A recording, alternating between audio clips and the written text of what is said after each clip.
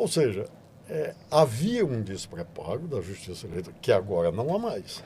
Já em 22... Já em 22 foi um pouco diferente, Foi um pouco e agora diferente. também. Uhum. Então, só para resumir o que eu acho, esse lado, na verdade, essa regulamentação de uso de redes sociais, dessas despesas, para uma prestação de conta perante a Justiça Eleitoral, que a Justiça Eleitoral tem condições de ver isso para mim vai ser um aspecto importante. Primeiro, nesse aspecto financeiro. E segundo, de conteúdo. Vai ser igual a, como se dizia na eleição da República Velha, uma guerra de papel falso. Uma verdadeira guerra, na verdade, de notícias só para confundir. Porque o objetivo da notícia falsa não é fazer você acreditar naquela ideia falsa, não. É desorientar. Fazer com que o cidadão, a pessoa, não acredite mais nada. Perca Não sabe, certezas. não tem mais referência Exato. sobre aquilo que é real e o que não é real. Ontem, por coincidência, dia 25 de 11, saiu uma notícia na Agência Brasil. Brasil tem melhor renda, menor pobreza e desigualdade desde 1995, referente ao ano de 24. Mas agora, perceba, esses dados não são, digamos assim, devidamente mediatizados para serem sentidos. A gente sabe que o governo, nos 2 primeiros anos, sobretudo, foi muito ruim na comunicação. Acabei de fazer a minha interligação do esgoto. Vixe, interligação? Pra quê, homem? Xiii, vai dar ruim. Sabia que a falta de ligação de esgoto é uma das maiores causas de doenças e poluição? Se não tiver esgoto ligado à Cagesse, o que sai da sua pia e do seu vaso vai largando sujeira e mau cheiro por onde passa. Verifique se a sua rua já tem rede e, se tiver, faça a ligação de esgoto. Esgoto. O trato é ficar ligado. Cagesse e Governo do Ceará.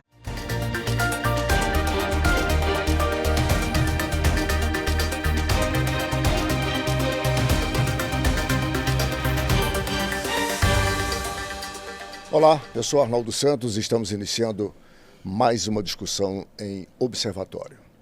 Na última semana, mais uma vez assistimos à prisão do ex-presidente do Brasil, Jair Bolsonaro. Estava em prisão domiciliar desde o último mês de agosto e no último dia 22, número que, por ironia, é o mesmo do PL, partido de Bolsonaro, foi conduzido à sede da Polícia Federal em Brasília após violar a tornozeleira eletrônica. Em conversa com uma policial, o ex-presidente admitiu a violação e revelou ter usado uma solda elétrica para danificar a tornozeleira. Na primeira versão, ele disse que agiu por curiosidade. Em uma segunda versão, talvez por orientação dos advogados de defesa, declarou na audiência de custódia que o dano foi produzido por ele durante um surto psicótico causado por medicamentos. Na última terça-feira, o ministro Alexandre de Moraes, do Supremo Tribunal Federal, determinou que o ex-presidente Jair Bolsonaro vai iniciar o cumprimento de pena de 27 anos e 3 meses pela trama golpista na Superintendência da Polícia Federal em Brasília. A decisão saiu no mesmo dia em que os ex-ministros Augusto Heleno e Paulo Sérgio Nogueira, além de Anderson Torres, também condenados pela mesma trama golpista, foram presos em Brasília. A cela de Bolsonaro é por demais confortável. Tem 12 metros quadrados, cama de solteiro, armários, mesa de apoio, televisão, frigobar, ar-condicionado, uma janela, além de banheiro privativo. Apesar de estar em uma cela bem diferente às que habitualmente os presos brasileiros estão submetidos, os filhos de Jair Bolsonaro insistem em dizer que ele está sendo torturado. Mas uma ironia, vindo daqueles que aplaudiram Carlos Brilhante Ustra, conhecido por torturador dos mais contumazes a todos aqueles que se insurgiram ao regime da ditadura militar no Brasil. Para discutir este tema, o Observatório recebe hoje a professora universitária Sandra Helena de Souza, filósofa e integrante do Instituto Latino-Americano de Estudos, e também conosco o também professor Martônio Monte Alverne, doutor em Direito, procurador do município de Fortaleza. É com eles que nós vamos discutir o significado dessas decisões para a sociedade brasileira uma sociedade em antagonismo há muito tempo, para a democracia, que não obstante ser o mais longevo período de democracia da história recente do país, tem se mostrado extremamente sólida, pois já passou por 2 impeachment e 2 prisões de 2 ex-presidentes. Aos 2, os meus agradecimentos. E queria começar com a Sandra, obviamente, Martônio, você me permite, a precedência é delas sempre, né? Pedindo, Sandra, que você nos colocasse para o internauta, sobretudo na sua percepção, qual o significado desses acontecimentos hoje na contextura política que o Brasil tem vivenciado nesses últimos tempos? Olha, primeiro, muito obrigada por estar aqui com você, com a sua audiência.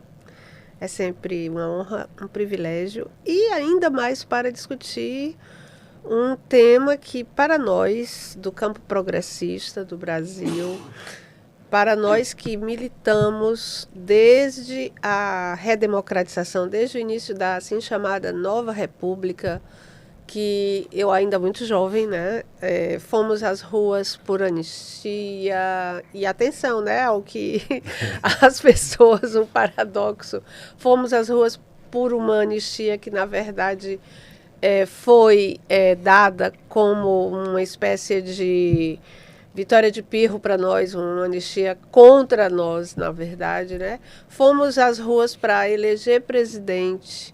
Eu votei para presidente com 26 anos de idade, quer dizer. Fomos às ruas pela libertação dos presos políticos, pela volta dos exilados, né? Contra a carestia, contra a fome, contra toda aquela situação na qual o regime nos tinha colocado. E a partir dali, do que a gente chama de redemocratização, sobretudo nos anos 80, a gente se encheu de esperança e foi reconstruindo, aí foi por constituinte, lutamos por constituinte, conseguimos uma constituinte chamada Cidadã, que tem méritos inegáveis para o Brasil. Elegemos o primeiro presidente, infelizmente, né? Já dentro do regime do oligopólio midiático e digamos assim, da concertação da extrema-direita, que conseguiu vencer os candidatos do campo progressista, né? E nesses anos, você falou de um Brasil vou dizer agonista, melhor, né? A gente viveu uma polarização, digamos assim, no campo democrático entre 2 forças políticas consistentes, né? Uma que se formou no bojo desse período de transição, de saída da ditadura para a chamada Nova República, e o outro, o PSDB, né, que reunia em torno de si a direita, né, clássica, a direita tradicional, o centro, e aquelas forças que foram, digamos, não derrotadas, mas temporariamente vencidas na transição democrática, ficaram em, digamos assim, estado latente, né? Mas a figura desse deputado do baixo clero, que depois veio a se tornar, né, recentemente nosso presidente, sempre estava ali como um sinalizador, uma baliza, né, do que poderia vir e que veio. Então a gente viu esse senhor tudo isso voltou às mídias, a gente via esse senhor em entrevistas as mais diversas, dizendo com toda clareza: tu sabe que eu sou favorável à tortura, né? Tem uma entrevista que é famosa. Sim. Por mim, a ditadura tinha matado mais. E para mim, se tiver guerra civil, morrem uns 30 mil e matar Fernando Henrique. E se tiver mortos inocentes, é um preço que tem que se pagar. Depois, outra aparição famosa, quando se formou a comissão da verdade dos mortos desaparecidos, a famosa frase de quem procura osso é cachorro. Fora isso, os ataques misóginos a deputadas, a jornalistas, só para citar os fatos mais relevantes. Mas a data, a meu ver, já que eu estou fazendo uma trajetória longitudinal, a data, a meu ver, que mostra, e você já citou, que mostra o momento de clivagem do final da nova república, é a famosa sessão do impeachment, da aceitação do impeachment na Câmara dos Deputados. Até aquele momento, desde 2013, o Brasil em ebulição, tendo entrado na lógica das chamadas cidades rebeldes, né, aqueles movimentos que afloraram, que hoje o pessoal chama das revoluções coloridas. O Brasil entrou nisso em 2013 e desagou no impeachment de Dilma em 2016, mas houve a sessão clássica da Câmara em que ali houve o apito de cachorro, né, famoso apito de cachorro do deputado Bolsonaro, homenageando o torturador de Dilma, ainda dizendo era o terror de Dilma Rousseff. A partir dali, nós entramos, digamos assim, num círculo do inferno. E vou concluir essa primeira fala. O que está acontecendo hoje é digamos assim, um presente da senhora história que é paciente, que é demorada, mas que dessa vez ela até que acelerou um pouco, porque a gente viveu todo esse processo e viu esse homem sair de uma irrelevância, né, política, como uma espécie de resto, no sentido lacaniano, um resíduo, e alcançar o status de uma liderança orgânica internacional, que faz parte de um novo internacionalismo fascista, chegar à presidência, mas felizmente, como você disse, dentro das condições de nossa democracia, ser punido de modo extremamente irônico. Professor Martoni, qual a sua percepção? A prisão de Bolsonaro está a nos indicar o final desse ciclo tão nefasto para a sociedade brasileira, por quaisquer dos aspectos que se possa examinar?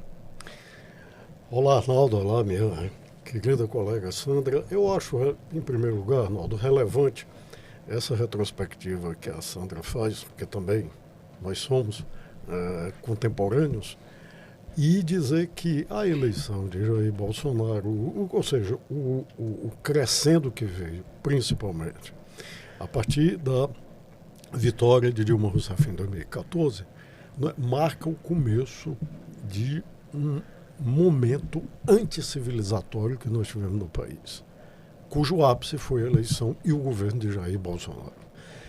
E contou com o apoio de amplos setores da sociedade. Ou seja, a figura de Jair Bolsonaro é tudo isso que a Sandra falou. Por que isso é ruim? É a chamada racionalidade para o mal. Porque Jair Bolsonaro representa o que é anticivilizado. São ofensas o tempo todo, e ofensas existenciais a grupos minoritários, a grupos majoritários. São ofensas à própria democracia. Ou seja, e são ofensas contra este pacto civilizatório mínimo que nós escolhemos em 88. Eu tenho críticas à Constituição de 88, acho que de Sandra, você tem, qualquer um de nós tem. Mas ela é moderna porque ela estabeleceu um pacto e diz, é daqui para frente, não é daqui para trás. Isso está dito no artigo 5º, está dito no parágrafo 4º do artigo 60, está dito expressamente. Então, ou seja, nós não admitimos retrocesso. Então, a primeira coisa, o primeiro aspecto a se observar, o processo e o julgamento dessa trama golpista, dos seus protagonistas, mandantes e executores, obedece a essa objetividade da Constituição. Quer dizer, a democracia, esta democracia que tem aqui, na Constituição, é daqui para cima, é daqui para frente, não é daqui para trás. Essa é a primeira observação. A segunda observação que eu acho relevante para se fazer é que, em razão desse apanhado histórico, em 136 anos de República, nós tivemos 14 tentativas de golpe. E pela primeira vez, nesta República, e isso é até um motivo de ânimo para nós. Muitos países não fizeram isso. Pela primeira vez, nós temos generais, né, das Forças Armadas de alta patente que foram presos, no devido processo legal, com a ampla defesa, com o contraditório, processados e julgados e começaram o cumprimento da prisão. Isso é um motivo de celebração. Quase inacreditável. Isso é inacreditável. Isso é inacreditável para o que nós fizemos. Quando nós olhamos, por exemplo, os famosos processos dos anos 70 que tentaram punir nazistas graúdos na Alemanha, isso não aconteceu. Isso está acontecendo aqui. Então é um motivo nesse momento, é um motivo não de nós celebrarmos a desgraça de ninguém, porque está preso isso, mas nós celebramos esta institucionalidade. Jair Bolsonaro foi preso, foi certificado o trânsito em julgado, não cabe mais recurso, que é, Sandra, o que nós sustentamos desde 2017, 2018, quando o ex-presidente Lula foi preso. Ele não pode ser preso agora, tem que esperar o trânsito em julgado. Só em 2019, depois dele cumprir 580 dias de cadeia, é que o Supremo Tribunal Federal ratificou o que a Constituição diz. Né? Ratificou não, mas deu a interpretação qual? Só depois do trânsito em julgado. O ex-presidente Jair Bolsonaro é ex-chefe de Estado, tem direito à prisão especial? Tem. As suas condições de saúde recomendam? Recomendam. Laudo médico, tudo isso. Então ele vai ser beneficiado do Estado Democrático de Direito. Ressalte-se, Estado Democrático de Direito, que ele quis destruir. E que está beneficiando a ele e todos os seus comparsas e cúmplices nessa empreitada. Então, do ponto de vista bem geral, por todos esses motivos, Arnaldo, eu acho que não há como deixar de avaliar isso que nós estamos vivendo como um momento positivo, e um momento muito positivo. A defesa vai insistir nos embargos infringentes? Vai. A defesa vai insistir lá na frente na chamada revisão criminal? Vai, pode fazer. É o papel dela. É o papel da defesa, ela vai insistir isso e o Poder Judiciário vai julgar no devido processo legal. Agora, a sinalização como um fato inédito nessa história, digamos, do constitucionalismo, do pensamento constitucional brasileiro, isso é inédito que aconteceu. É muito positivo para a nossa democracia. Tanto é que jornais estrangeiros, na verdade, dizem que o Brasil fez o que os Estados Unidos não fizeram, né, com seus golpistas lá do Capitólio, de 6 de abril de 2022.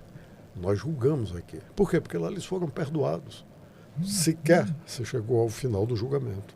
Antes do julgamento, eles tiveram o perdão presidencial. Aqui não houve isso. E a anistia, que eles insistem, porque a base aliada de Jair Bolsonaro... O presidente da Câmara, o deputado Hugo Mota, já iniciou, desde a última segunda-feira, tratativas, não só com os ministros do Supremo Tribunal, como com o conjunto de líderes, o colégio de líderes dentro da Câmara Federal, para retomar a discussão dessa anistia. É isso que eu quero colocar. Depois de todo o processo transitado e julgado, essa anistia tem algum fundamento ainda que se coloque? Do ponto de vista constitucional, Arnaldo, a anistia é possível. Não é possível esta anistia. Seria a mesma coisa da Constituição admitir a possibilidade de suicídio, dela própria se suicidar. Ora, se a nossa Constituição diz quais são as nossas cláusulas pétreas, ou chamadas cláusulas eternas, o que significa essas cláusulas? Que toda a Constituição tem. Significa dizer que isto aqui não se muda. Só se muda, claro, se tiver uma revolução, se tiver uma mudança, se tiver outro poder constituinte. Um golpe.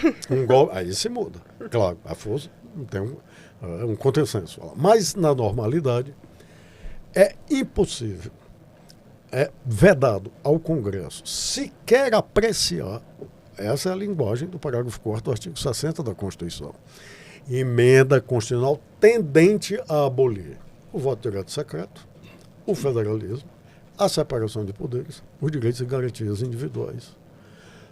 Os crimes perpetrados por estes autores atentaram contra esses 4 elementos. Atentaram contra o voto secreto direto universal, porque desrespeitavam as urnas. Atentaram contra a separação do poder, porque ameaçaram integrantes dos tribunais e ameaçaram fechar o tribunal. Atentaram contra o Pacto Federativo, porque desconhecia, né, aliás, porque tentava, em determinados estados da federação, induzir ou não, pela utilização da administração pública como a Polícia Federal, a votação, e os direitos e garantias, todos os direitos e garantias fundamentais. Então, essa anistia, uma anistia nesse sentido, e alguns integrantes do Supremo já se manifestaram sobre isso, muita gente já se manifestou sobre isso, é completamente inconstitucional Eu acho que, sendo aprovada essa anistia, o Supremo Tribunal Federal tem o dever de declarar inconstitucional. O desdobramento disso é uma crise? É claro. Claro que seria uma outra crise entre os poderes. Mas o Congresso Nacional, se o Congresso Nacional insistir nessa anistia, isso será o Congresso Nacional, de uma maneira também inédita, contribuindo para a derrocada da democracia brasileira. Sandra, até que ponto isso é um risco? O que nós acabamos de falar aqui é um risco. E um risco que está posto em pauta de ocorrer. Não me surpreende que seja algo deliberado, exatamente com o fito de provocar essa crise institucional, dizendo que o Supremo Tribunal, ao declarar nula tal emenda de anistia, estaria interferindo no poder legislativo. Você me permite rapidamente? Sim. O próprio senador Flávio Bolsonaro já falou isso. Aventou essa hipótese. Eu não quero usar a força, mas nesse Senado nós usaremos a força. Ou seja, essas pessoas, esse grupo político, não respeita a normalidade institucional. Não tem disposição de submeter ao Estado Democrático de Direito, Arnaldo, que é aquilo que onde vale para você, vale para mim. É um imperativo categórico kantiano, sabe? Ou seja, vale para mim e vale para você. Essas pessoas não têm esse compromisso. É preciso que a sociedade brasileira, e aqui eu acho que a imprensa tem um papel fundamental no meio de comunicação, aqueles que são os hoje chamados influenciadores, professores, tem um papel fundamental de dizer isso. Essas pessoas não querem, não aceitam a institucionalidade. Então, isso foi muito claro. É aí que eu quero trazer a Sandra para a discussão, para colocar o papel que nós, cidadãos, temos nesse instante, enquanto sociedade, para tentarmos impedir esse risco que está na pauta nesse instante. Porque essa imprensa e esses influenciadores sobre os quais você se referiu, mais da metade desses são bolsonaristas. Mais da metade é bolsonarista. E certamente não vai jamais usar dessa argumentação que nós estamos colocando aqui. Eu diria assim, eu não sei se eu diria que são mais da metade bolsonaristas ou extremistas de direita. Eu diria que com certeza são antipetistas. Isso é mais seguro, né? E isso porque tem um fantasma que a gente viu quando esse fantasma se apresentou de modo muito claro, que revive o fantasma do anticomunismo do período da ditadura militar e que tem a ver com as classes proprietárias e o famoso e conhecido por nós neoliberalismo. Ele conseguiu se tornar um neoliberalismo progressista, a chamada Nova República, da qual, por exemplo, o conglomerado da Rede Globo, para mim, é um enclave muito ilustrado do que a sua narrativa econômico-política de concentradora de renda, antitrabalhador, mas que o seu entretenimento é todo progressista, inclusivo, que acolhe as chamadas pautas identitárias. Então, eu não diria que são todos de extrema-direita, tanto é que a gente viu, inclusive, durante os anos de governo Bolsonaro, a Rede Globo e o Jornal Nacional, sobretudo no dificílimo período da pandemia, inclusive apresentarem editoriais ancorados, que é raríssimo apresentarem editoriais ancorados, e com escaladas de telejornal impressionantes, que a gente dizia, gente, isso é o jornalismo que a gente tanto queria, investigativo, fazendo linha de tempo, inclusive agora mesmo. Né? Fizeram uma leitura, uma reportagem, historiaram muito bem a justificativa da prisão. Porque eu acho que tem um anticlímax nessa prisão. Desde a prisão domiciliar até a prisão preventiva e agora a prisão concretizada de trânsito em julgado. Não tem a expectativa, pelo menos até agora. Eu acho que em política a gente tem sempre que ter muito cuidado, né? A famosa comoção das ruas. Por quê? Aí é que está. A liderança, e aí eu estou aqui do lado de um jurista, vou pisar em ovos agora, né? A liderança que Lula representa e representou e que foi atacada pelo que hoje a gente aprendeu e já repete com certa segurança, o lawfare, o direito utilizado contra o inimigo. Né? Porque agora a gente pode dizer, tomar em valor de face, a gente pode dizer, bom, a gente tem 2 ex-presidentes presos, então a gente pode fazer essa leitura, que eu já vi sendo feita em alguns lugares, então funciona a justiça no Brasil. Não, não é assim. Né? Não é assim. E aí, quando você pergunta para mim qual é o nosso papel, aí eu digo, o papel nosso, que eu acho que a gente está devendo muito, é esclarecer, primeiro, ainda a diferença da anistia de lá com a anistia de cá, porque a extrema-direita mostrou muitas vezes as fotos de Lula nos anos 70 ainda, né? No final dos anos 70 e início dos 80, por anistia, que todo mundo brigava por anistia. E agora a questão de Lula foi preso do jeito que Lula foi preso e depois foi descondenado, que é uma palavra que apareceu muito no jargão da extrema-direita, por causa de Bolsonaro. Não, aí eu acho que aí a mídia não faz essa distinção. Tanto é que quando foi agora indicado o novo candidato a Supremo, Messias, né? Outro Messias, na apresentação dele, aparece o fato de que ele foi citado no famosíssimo telefonema interceptado ilegalmente de Dilma para Lula, dizendo, o Messias vai aí te levar o documento para tu assinar e tá. Ou seja, aquele sinal para nós, aí eu digo o apito de cachorro que às vezes a gente não consegue escutar no nosso campo, de que a Lava Jato morreu, mas o sinal de que ela poderia retornar permanece. Até porque, aí o Martoni vai dizer se eu estou errado ou não, tudo o que aconteceu foi primeira turma do Supremo, né? E a gente sabe que a política governa o direito e o direito pode governar a política e, enfim. E quando as coisas, a disputa toda em torno, inclusive do impeachment do ministro do Supremo, de indicação do ministro do Supremo, a possibilidade agora que está se tornando muito real de pela primeira vez ser recusado uma indicação do presidente para compor a Corte Suprema. Então, a gente sabe que o que está sendo estabelecido hoje, com a retomada, por exemplo, da extrema-direita ao poder, pode ser desfeito com a aparência de direito. Porque a ditadura brasileira, a última ditadura que tivemos, a civil-militar, foi judicializada e teve todas as suas aparências de legalidade. Ele entende muito mais disso do que eu.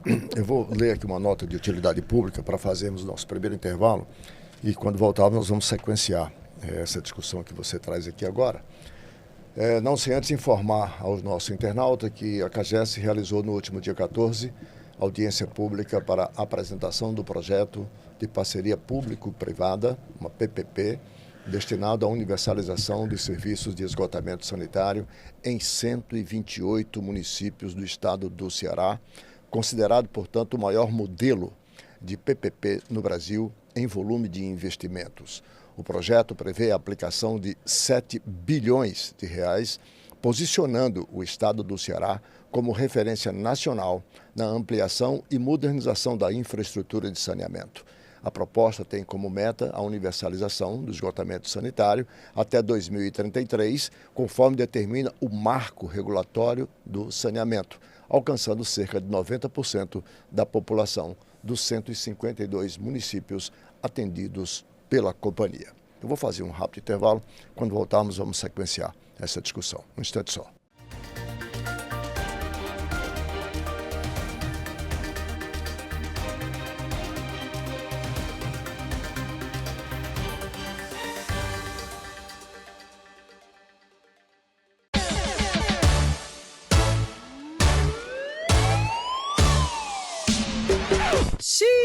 Vai dar ruim. Jogar óleo ou resto de comida no ralo só vai dar dor de cabeça. Jogar óleo na pia entope o seu encanamento, causando extravasamento de esgoto. Faça o descarte de óleo corretamente. Esgoto. O trato é ficar ligado. CAGES e Governo do Ceará.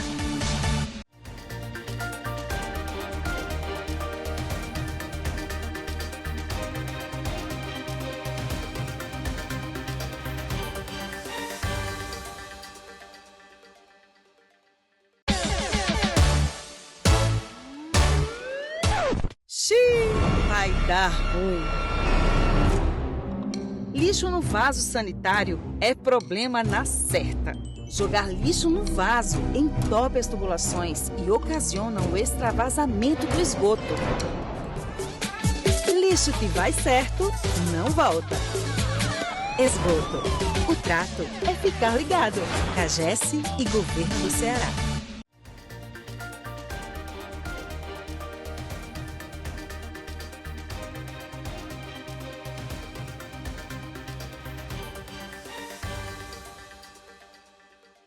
De volta com o Observatório, hoje com as participações dos professores Martônio Monte Alverne e Sandra Helena, discutindo toda essa pauta que hoje domina a discussão não só no Brasil, mas em todo o mundo, em que a mídia internacional coloca o Brasil como uma referência de afirmação da sua democracia, da constitucionalidade e da institucionalidade de todos os seus poderes nesse instante.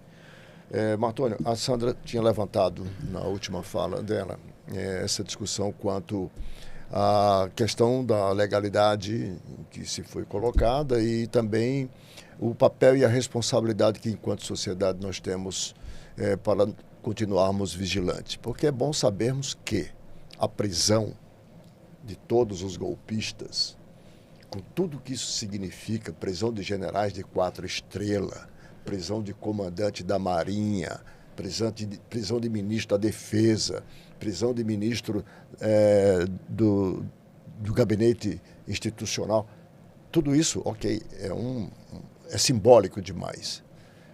Entretanto, isso não significa que a democracia não continua correndo os seus riscos, porque os tentáculos dessas pessoas estão aí. Uhum. E não faltarão argumentos mais diversos. E com um Congresso que, lamentavelmente, a gente não pode confiar, infelizmente, porque um Congresso que, diante dessa posição que o Brasil assume perante o mundo, quando o mundo está exatamente fazendo o contrário, e o dito mundo civilizado como os Estados Unidos, então, ainda tem a coragem de, contraditando tudo essas evidências, colocar uma pauta como essa, de anistia.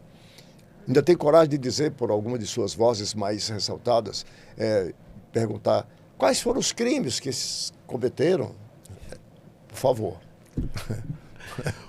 Os crimes estão...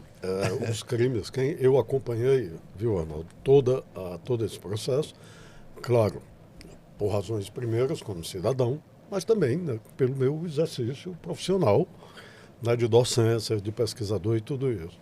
Então, os crimes estão muito bem relacionados e descritos, apenas para lembrar todos, né, nas 218 páginas da denúncia que o Procurador-Geral da República ofereceu perante o Supremo Tribunal Federal. Depois disso, os crimes estão nas documentações, nos dados que estão lá e que integram os autos, né? Hoje em dia, claro, não é como no começo, quando eu fazia faculdade, né, que era tudo volumes e volumes de papel. Não, hoje é tudo processo eletrônico. A defesa, não sei se vocês lembram, durante o julgamento do chamado núcleo 1 da trama golpista. Crucial, né? Do qual estava Jair Bolsonaro, do qual estava Anderson Torres, estava o general Augusto Heleno, todos esses. Eles diziam, olha, são milhões de terabytes, nós não tivemos acesso. Tiveram acesso, sim. Tiveram acesso a tudo. Eu tive acesso. Qualquer coisa que eu quisesse eu podia baixar. Como é que essas pessoas não tinham acesso? O Conjur tinha acesso a isso. Quando a gente baixava depoimento, aparecia as gravações de WhatsApp e tudo isso, né? E as gravações, o Conjur publicava, o site publicava, eu digo, como é que esses sites têm acesso? E a gente não tem acesso. E a defesa não teve acesso. E mais, eles podiam pedir, olha, tem muita coisa aqui, eu preciso analisar. Tá? Eu preciso de mais tempo. Eles podiam ter pedido isso. Podiam ter requerido isso ao juiz. Né? E não deixar para causar esse espanto naquele momento do julgamento, porque no julgamento está todo mundo dizendo, aí é onde nós entramos, né, no aspecto do papel dos grandes meios de comunicação. Dizem, não, vamos debater o que a defesa está dizendo, que não teve tempo para analisar tudo isso. Não é verdade. Né? Isso aí começa a se construir essa narrativa, né, de que a defesa de Jair Bolsonaro e dos outros não teve tempo suficiente para se defender. Não é verdade. Estava tudo lá. Então, esse aspecto dos meios de comunicação é muito importante. A Sandra lembrou aqui. Sem as diferenças, é tudo uma coisa só, ou nenhuma. O processo contra o ex-presidente Lula, desde o primeiro momento, desde 2014, quando isso começou, a defesa do ex-presidente disse: tem uma suspeição aqui, tem uma suspeição do magistrado. Essa questão foi levada para o próprio magistrado, para o Tribunal Regional Federal da 4ª Região, para o STJ e para o STF. Todos os 4 disseram não, Lula foi preso. Quando apareceu uma gravação, uma revelação que provava o que todo mundo sabia, aí não tinha outra, do ponto de vista jurídico, não havia o que se fazer. Por quê, Arnaldo? Se eu não consigo provar que alguém cometeu um crime dentro do devido processo legal, dentro da lei, então não há crime. Na verdade, uma coisa é a sanção da política. Eu não voto nesse aqui porque ele é um ladrão, porque ele é isso. Perfeito. Quando eu digo isso, eu não estou privando ninguém nem dos seus bens, nem das suas liberdades. Quando eu digo fulano de tal, esse candidato aqui é ladrão, é isso, ou aquilo outro, e eu vou tomar os bens e direitos deles, aí é outra história. Eu tenho que ter certeza, para uma medida tão grave dessa quanto uma pessoa. E essa certeza passa necessariamente pelo Estado democrático de direito, pelo devido processo legal. Então, se no devido processo legal eu não provo isso, eu não tenho que falar em crime. E foi o que aconteceu no caso do presidente Lula. Além do fato de haver provas fabricadas. Eu não posso condenar uma pessoa com base no que a imprensa diz. Nem Jair Bolsonaro, nem ninguém. Ele não foi condenado por isso. Eu não posso condenar uma pessoa por conta de uma entrevista. Deu uma entrevista dizendo que foi aqui visitar o triplex do Guarujá. Isso prova ou o extremo de que o Procurador-Geral da República, de que o então Procurador da República no processo diz, a ausência de registro, a ausência de prova é a própria prova. Porque não tinha a prova de que o apartamento era da dona Marisa. Martoni, você me permite uma intervenção? Porque você chamou a atenção, né, da questão da suspeição, que foi muito discutida, né? A suspeição do juiz o tempo inteiro. Mas quando da condenação, é ato de ofício indeterminado. Essa também ficou muito famosa, né? Porque você diz, mas então o que foi? Bom, é um pouco parecido com o domínio do fato aplicado lá na AP 470. Ou seja, eu não tenho a prova cabal, além do fato de segunda instância, não ser trânsito em julgado, só valer naquele momento, depois que saiu a chamada vaza, né, Jato, quando vieram a público as gravações do grupo, né, dos procuradores e do juiz. Então, assim, acredito eu que os professores do direito que estão na ativa, os grupos progressistas que têm voz de comunicação, porque o ano que vem se avizinha e vai ser uma campanha eleitoral duríssima, tem um trabalho hercúleo de fazer ver essas diferenças no campo do direito. Acho que todas as teorias que a gente aprendeu no campo do direito estão sendo postas assim muito, muito à prova para nós, né? Quer dizer, a luta pelo direito, o direito como política, a política no direito, mostrando como o que aconteceu com o presidente Lula foi uma injustiça da qual ele nunca se cansou, né, de denunciar. Não dizia, eu não abro mão da minha dignidade pela minha liberdade, recusou todas as tratativas de sair para a prisão domiciliar, tornozeleira, porque ele incrível, é meio premonitório, como se dissesse, a gente teria perdido qualquer moral política para estarmos aqui hoje falando o que estamos, caso Lula, tivesse aceitado sair, se refugiar na embaixada para fazer uma espécie, como Rafael Correia, por exemplo, né, no Equador, que a gente teve o Rafael Correia no Equador, que está fora, a gente teve aquele presidente do Peru, que agora me falha a memória, que se suicidou, quando foi decretada a sua prisão, porque essa espécie de nova Operação Condor, essa operação de lawfare internacional contra lideranças políticas e progressistas da Latinoamérica, fez seus estragos. Daí a Kirchner lá. Eu não vou aqui entrar porque eu não conheço muito bem o processo, as provas, o que é. Mas a gente sabe que isso aconteceu e vários não aguentaram. E Lula, né, resolveu autoimolar-se, né, quase como um herói das tragédias, tipo, ou vai ou racha, né? O Sócrates, só que o Sócrates já tinha tomado a cicuta, disse, eu tenho que ficar. E quando a gente faz a comparação com o caso Bolsonaro, a questão de Bolsonaro é que justamente não é Bolsonaro. A gente também está julgando a ditadura. Porque, claro, nós não fizemos a justiça de transição, né? Assim, a nossa comissão de verdade era memória e verdade, mas não justiça. Não teve a justiça de transição recomendada, né? Quando acontece em períodos de exceção. A gente não julgou os caras, né? Então, quando a gente tem agora esses caras, cabeça branca, estrelados, condenados, não por conta das vacinas, que já seria suficiente, as recomendações da CPI da pandemia, né, ainda estão por ser averiguadas e levadas a cabo. Então, mas quando a gente tem, por causa da intentona, né, aí sim eu acho que o termo é bem cabível, de um golpe, claro, com planos de assassinato, com minuta, enfim, com tudo que a gente assistiu, porque a gente teria, do ponto de vista político, como condenar esse homem, mas a gente viu que na eleição ela foi apertadíssima. Não foi em primeiro turno, foi para segundo e ainda foi por um fio. Então, esse trabalho, você tem insistido nisso, e o Brasil, nesse caso, dá um exemplo sonoro para o mundo, pelo menos numa dimensão que não é meramente formal.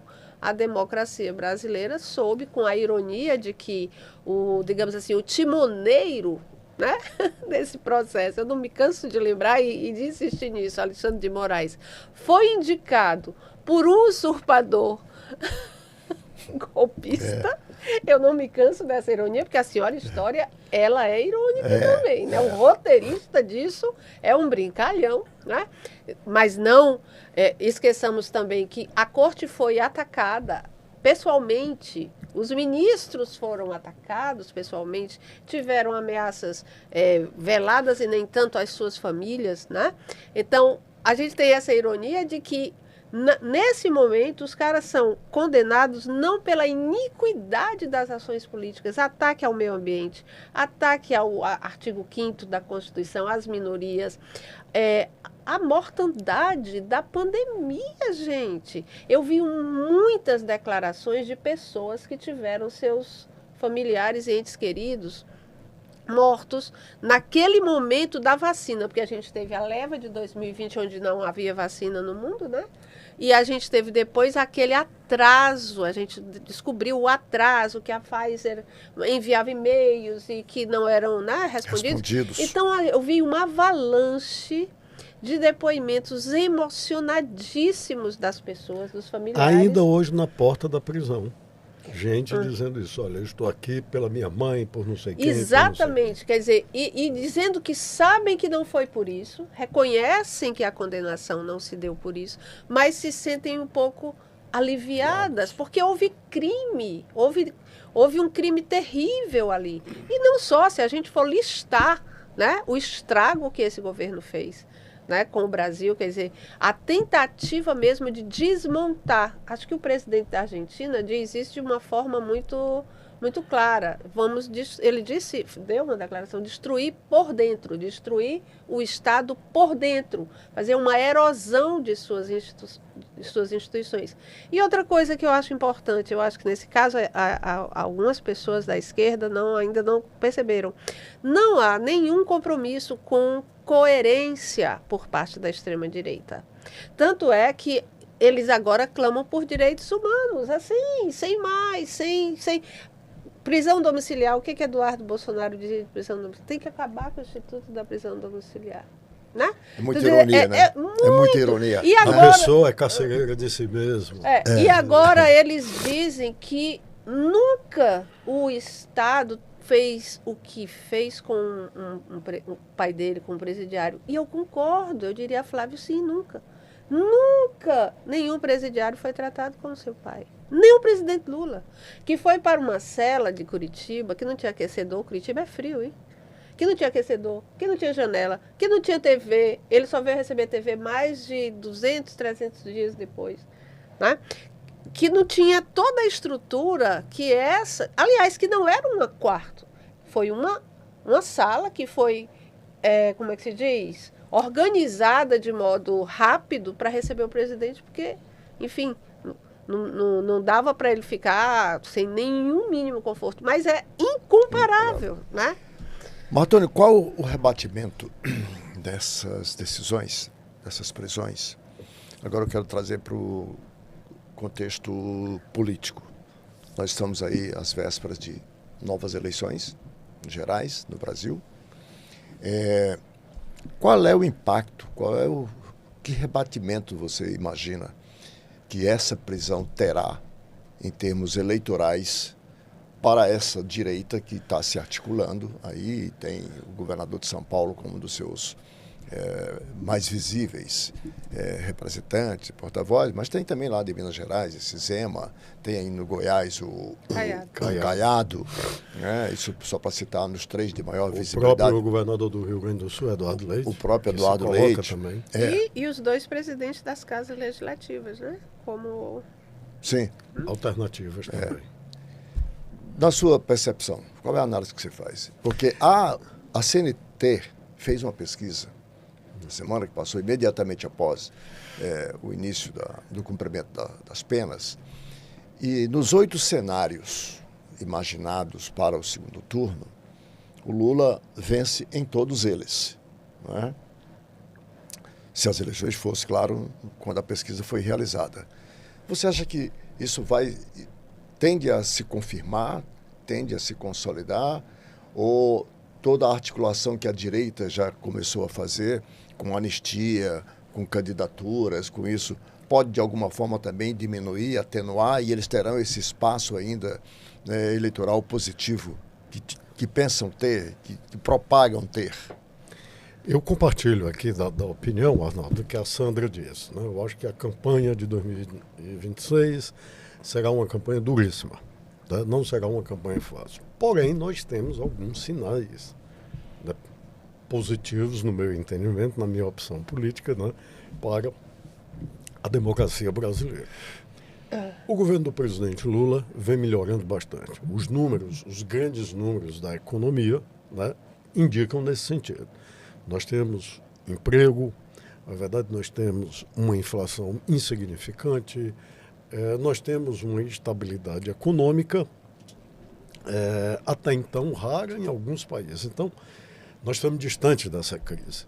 Agora, o presidente Lula não se compara, na verdade, à extensão, principalmente, das políticas de redistribuição de renda ou das políticas sociais, etc., desse terceiro governo dele, com o que foram os outros 2 primeiros governos. Então, esse para mim é o primeiro sinal. E até onde eu posso ver, esse sinal está se traduzindo nisso que você acabou de dizer, que são essas pesquisas. Ou seja, e também nessas pesquisas que saíram, salvo engano, acho que foi no final de semana, diziam que já se percebia um decréscimo da direita.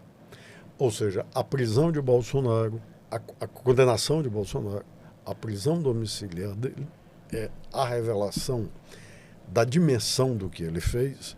Isso tudo já vinha arrefecendo este eleitorado. A ponto que, salvo engano, eu não sei se foi na pesquisa essa da CNT, alguém dizer, por exemplo, o número de pessoas que estariam dispostas a votar em Bolsonaro em qualquer situação caiu de quase 30% para 13%. Sério? Sério. Sim. Ou seja, uma queda durante esse período, claro, isso não foi da noite para o dia. Então, isso para mim é um elemento objetivo que eu penso que o governo tem que aproveitar esse momento e trabalhar. Sem a ilusão de que que a eleição de 2026 vai ser fácil para o ex-presidente Lula, para os candidatos do chamado campo progressista. Não será. principalmente a eleição do Senado, né? A eleição do Senado, da Câmara e dos Deputados. Então, eu acho que o presidente Lula, digamos, o setor centro-esquerda da política brasileira está numa situação que lhe é favorável, pode ser favorável até o final de 2026. Não se pode abaixar a guarda. E aqui eu creio, repito, eu acho que um ponto fundamental que eu tenho visto sempre, né, é essa disseminação de redes sociais, de influenciadores, de comunicadores. O papel desse segmento vai ser determinante. Será uma campanha como... me chamou a atenção, viu, Sandra? Em 2018, eu estou dizendo isso porque está gravado, né? Uma pesquisadora da minha equipe estava pesquisando sobre a eleição de 2018 e viu o ministro do TSE, por exemplo, quando ele estava relatando um voto, que era aquele negócio de impulsionamento que tem no Facebook. Você paga a mensagem, né? Há uma ilusão falsa, dizer que Bolsonaro venceu a eleição sem gastar quase nada. Ele não gastou nada, mas o empresário que montou todo um data center e ficou gastando milhões, gastou. Ainda está por E isso não ser foi contabilizado investigado na campanha dele. E nem foi investigado.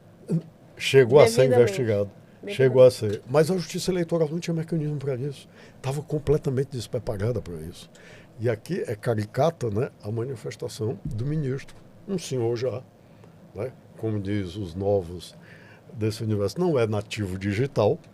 E ao vivo, na sessão do Tribunal Superior Eleitoral, ele disse: esse negócio aqui que estão pedindo, dizendo que fulano de tal pagou impulsionamento, eu não sei o que é impulsionamento, como é que eu vou julgar isso? Ou seja, isso deu uma ideia, isso foi em 2019, 2020, mas sobre a eleição de 2018. Ou seja, havia um despreparo da Justiça Eleitoral, que agora não há mais. Já em 22... Já em 22 foi um pouco diferente, e agora também. Então, só para resumir o que eu acho, esse lado, na verdade, essa regulamentação de uso de redes sociais, dessas despesas, paga uma prestação de conta perante a Justiça Eleitoral, que a Justiça Eleitoral tem condição de ver isso para mim vai ser um aspecto importante. Primeiro, nesse aspecto financeiro. E segundo, de conteúdo. Vai ser igual a, como se dizia na eleição da República Velha, uma guerra de papel falso. Uma verdadeira guerra, na verdade, de notícias só para confundir. Porque o objetivo da notícia falsa não é fazer você acreditar naquela ideia falsa, não. É desorientar. Fazer com que o cidadão, a pessoa, não acredite mais nada. Perca Não sabe, certezas. não tem mais referência Exato. sobre aquilo que é real e o que não é real. Ontem, por coincidência, dia 25 de 11, saiu uma notícia na Agência Brasil. Brasil tem melhor renda, menor pobreza e desigualdade desde 1995, referente ao ano de 24. Mas agora, perceba, esses dados não são, digamos assim, devidamente mediatizados para serem sentidos. A gente sabe que o governo, nos 2 primeiros anos, sobretudo, foi muito ruim na comunicação. Nós apanhamos muito na comunicação. Depois da entrada do novo ministro da SECOM, inclusive, acho que na última vez que eu vim aqui, eu fiz uma queixa com relação a isso. Por exemplo, o canal Gov, a EBC se expandiu e o canal Gov está no ar na TV aberta. Ainda, você nem sabia, eu acho, pela surpresa, pois o canal Gov está no ar na TV aberta.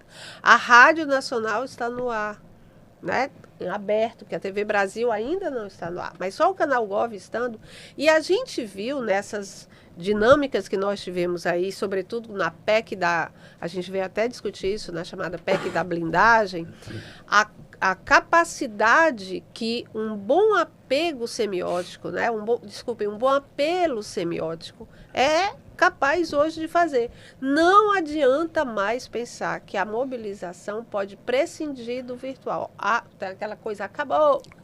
Nós precisamos disso. E precisamos de gente muito qualificada. Só para fechar, na eleição de 22, o Zanin, que hoje é ministro do STF, coordenou o escritório que acompanhava em tempo real os impulsionamentos de fake news e enviava rapidamente, tem até uma matéria muito boa sobre isso, para o TSE.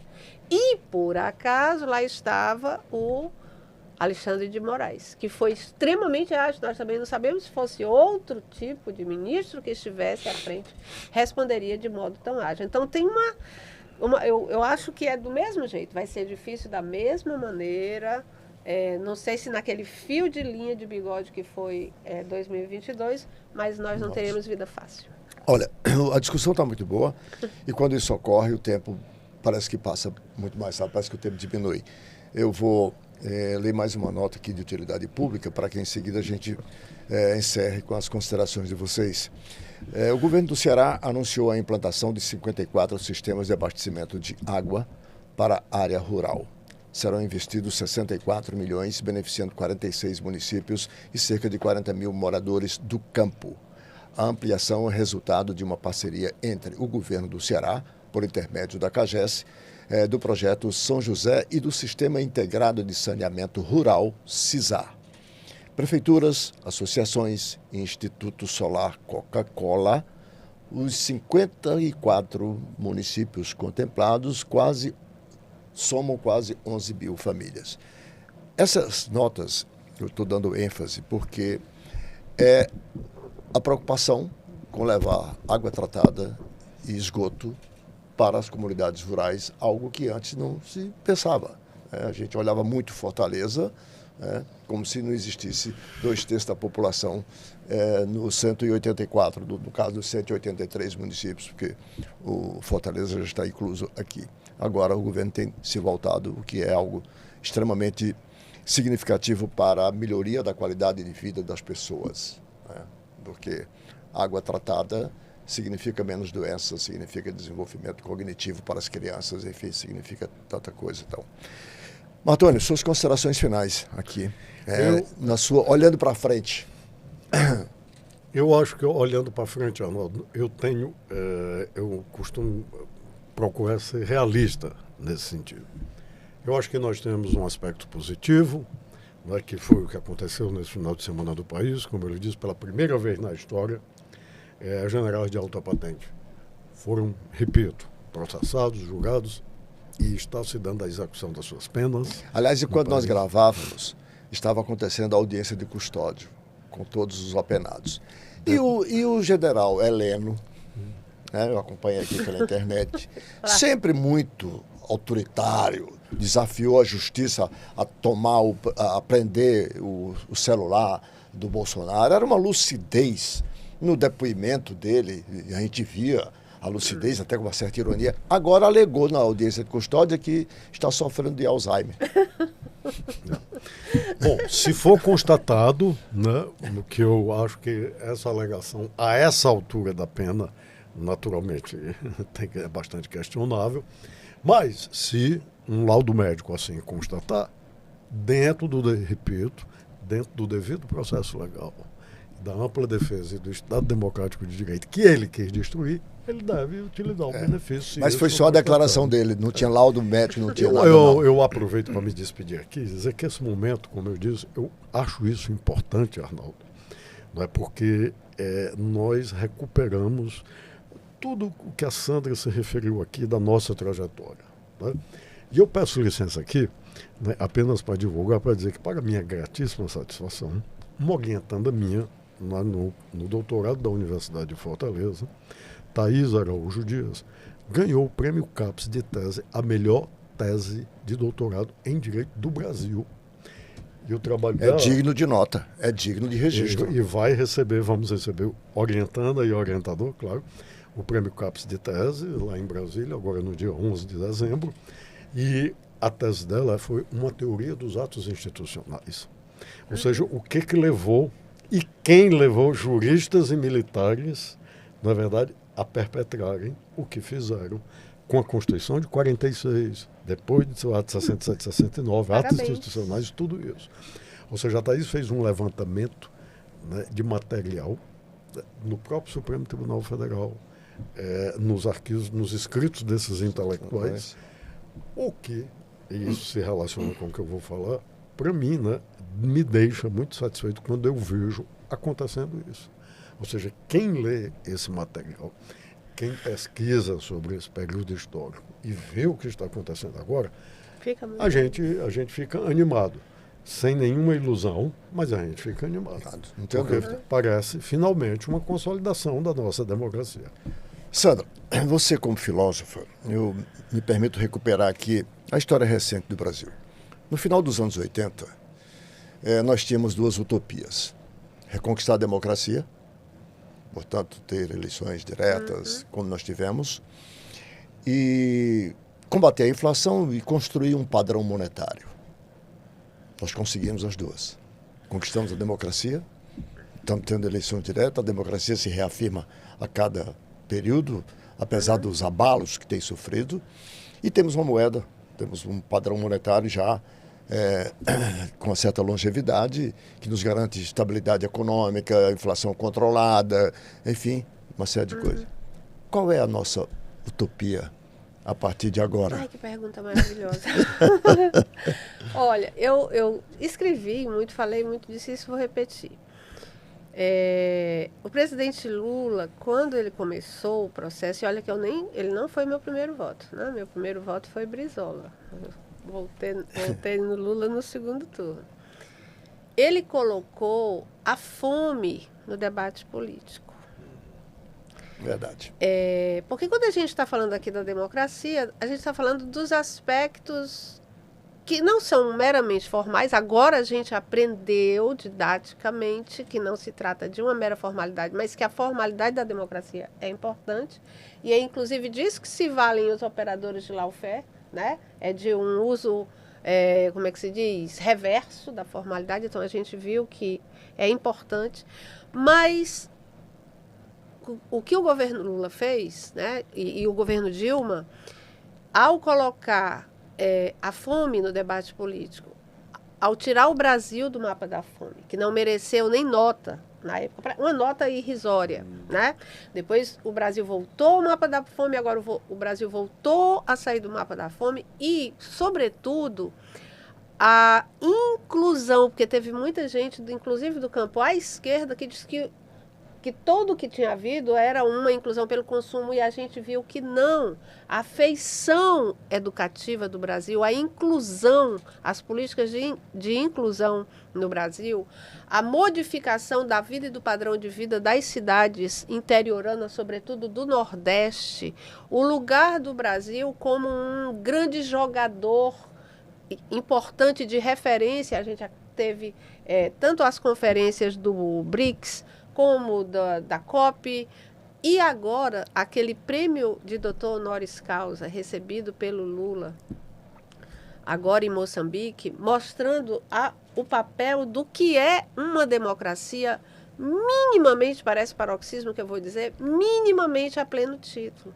Quer dizer, manter essas condições do Estado de Direito em funcionamento, mas que valham para todos, porque a gente fala da prisão e a gente sabe as condições dos presídios, dos encarceramentos, a gente sabe do lawfare, a gente sabe das injustiças cometidas, e esse tema da segurança pública que envolve o encarceramento vai ser um dos temas, nós vamos voltar para discutir ele aqui com certeza, porque ele vai ser um dos temas mais debatidos e de modo hipócrita por essa direita, que vai apostar, vou fazer uma Cassandra aqui, certo?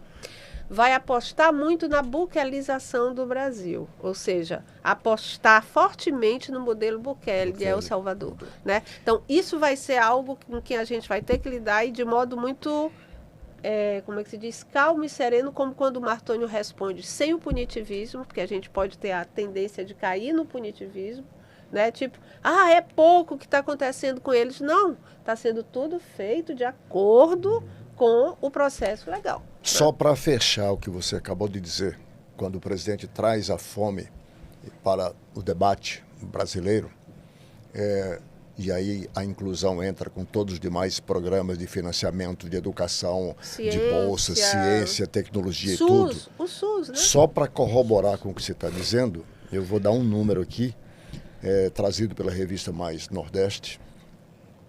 Em 2019, as transferências de renda do programa federal do governo brasileiro foi de 93 bilhões. Sabe quantos bilhões são esse ano? 280. 4 vezes mais. Ou seja, é o governo se preocupando de forma efetiva com a inclusão daqueles que até então eram invisíveis. Apenas para finalizar isso que a Sandra disse, lembremos-nos as palavras do último presidente antes de Vargas, o trabalhismo brisolista, que foi Washington Luiz. Ele ficou famoso, dentre outras palavras, por essas. A questão social no Brasil é uma questão de polícia. Vargas dizia, não, a questão social no Brasil é uma questão de governo, de agenda, de orçamento. E com essas colocações, finalizamos mais uma edição do programa Observatório, observando hoje todos esses últimos acontecimentos aqui para a democracia brasileira. Agradecendo aqui aos professores Martoni Montealverne e Sandra Helena, a você, internauta, pedindo a você que se inscreva em nosso canal. Acompanhem-nos pelas redes sociais. Observatório com Arnaldo Santos ou Arnaldo Santos 1303. Até um próximo Observatório.